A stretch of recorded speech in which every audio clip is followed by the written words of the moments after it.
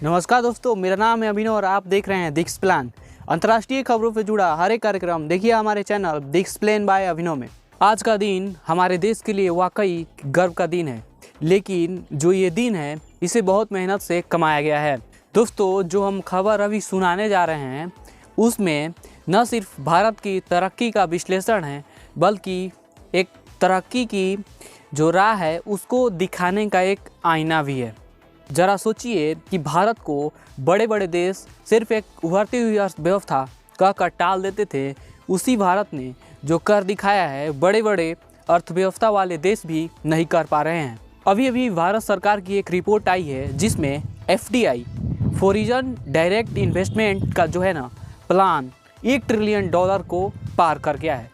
इसे ऐसे समझिए कि किसी किसान के खेत में सोने का आलू उगाया हो। सितंबर 2000 से लेकर 2024 तक जो है ना फॉरेन डायरेक्ट इन्वेस्टमेंट $1 ट्रिलियन को पार कर चुका है। दोस्तों, न सिर्फ ये आंकड़ा है बल्कि ये बहुत बड़ा अचीवमेंट है भारत के लिए कि FDI का आंकड़ा 1 ट्रिलियन के पार चला गया हो। कितने भी ऐसे देश हैं जिनकी पूरी इकनॉमी मिलाकर 1 ट्रिलियन नहीं है, और कई ऐसे कंपनी हैं जिनकी ट्रिलियन की कंपनी है।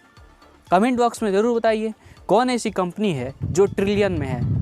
और हमारा प्यारा भारत कभी संसाधनों की कमी से जूझ रहा था, वो आज 1 ट्रिलियन फॉरेन जो रिजर्व है यानी कि FDI डायरेक्ट जो इन्वेस्टमेंट है उसके पार पहुंच गया है। ये 160 देशों के लिए भी एक चुनौती है। ऐसे समय में जब लगभग पूरी दुनिया में हर एक देश मंदी का मार झेल रहे हैं, ऐसे में भारत ने सब कुछ चौंका दिया है, क्योंकि 1 ट्रिलियन जो है इन्वेस्टमेंट है वो किसी देश की इकनॉमी होती है और किसी की नहीं भी होती है। भारत ने पिछले 24 सालों में चुन चुन कर अपने विदेश नीतियों में अलग अलग बदलाव किए हैं, जिसमें FDI भी इम्पोर्टेंट मुद्दा है भारत के लिए।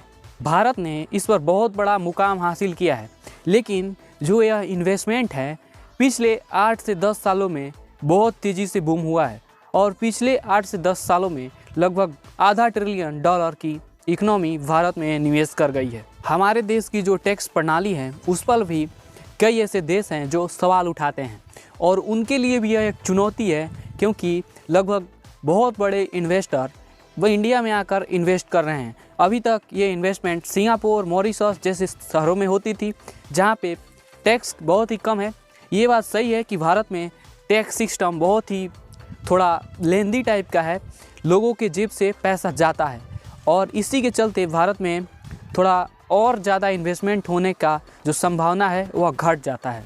जो यूरोपीय या अलग अलग कंट्री में ये जो टैक्स सिस्टम है ये थोड़ा कम है, भारत में थोड़ा ज़्यादा टैक्स सिस्टम है, इसीलिए जो है ना निवेशकों का जो दिल यहाँ पे कम लगता है। लेकिन फिर भी 1 ट्रिलियन की इकनॉमी बहुत होती है। UAE, ब्रिटेन और कई ऐसे देश हैं जिन्होंने भारतीय शेयर बाज़ारों में अपना विश्वास जताया है और अलग अलग माध्यमों से भारत में निवेश किया है।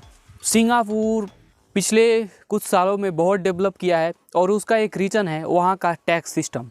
सिंगापुर में बहुत ही कम टैक्स लगता है। किसी भी आप कारोबार शुरू करते हैं या किसी दूसरी कंपनी का निवेश वहाँ पे ज़्यादा है, और भारत को भी इसके बारे में विचार करना चाहिए। टैक्स जो प्रणाली है उसको चेंज करने की ज़रूरत है। चाइना भी इसमें आगे है। चाइना भी निवेश करने वाली कंपनियों से कम टैक्स लेता है, बदले में उसके देश के लोगों को रोज़गार मिल जाता है। और ऐसे ही कई ऐसे देश हैं जो कि उस कंपनी से तो टैक्स नहीं लेते हैं, लेकिन इनडायरेक्ट तरीके से टैक्स लेते हैं। वहाँ पे जो वर्कर काम करते हैं उनके पास उस कंपनी द्वारा पैसा आता है, और उसी से उस देश का भी विकास होता है। तो ये जो वीडियो है इसका पूरा मुद्दा यही है कि फॉरेन जो FDI है, फॉरेन डायरेक्ट इन्वेस्टमेंट, उसका भी रेट बढ़ा है भारत में। और पिछले कुछ दिनों में भारतीय निवेशकों के प्रति जो भारत में कंपनियां ऑलरेडी हैं उनके प्रति जो विदेशी निवेशक हैं उनका भी मतलब व्यक्तित्व और विचार बढ़ा है कि हाँ, भारत में निवेश करना चाहिए। पूरी डिटेल्स में इस वीडियो को देखने के लिए आपका धन्यवाद। फिर भी ऐसे किसी छोटे मुद्दे पर हम मिलेंगे, तब तक के लिए जय हिंद।